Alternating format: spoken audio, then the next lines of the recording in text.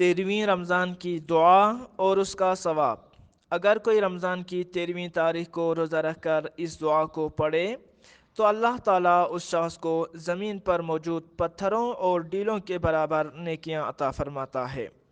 دعا یہ ہے: بسم اللہ الرحمن الرحیم، اللہم طہرنی فیہ من الدنس والاقذار وصبرنی فیہ علی کائنات الاقدار ووفقني فيه من التافيه للتقوى وصحبة الأبرار بقوتك يا قوة المساكين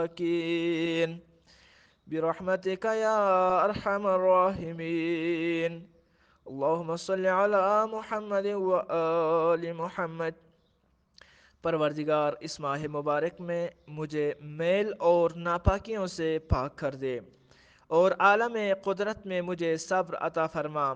اے غریبوں کی قوت، تیری ہی قوت کے ذریعے مجھے اس میں پرہیزگاری کے ساتھ رہنے اور نیک لوگوں کی صحبت میں رہنے کی توفیق عطا فرما۔ اے سب سے زیادہ رحم والے، تیری رحمت کا واسطہ، اللہم صلی علی محمد وآل محمد۔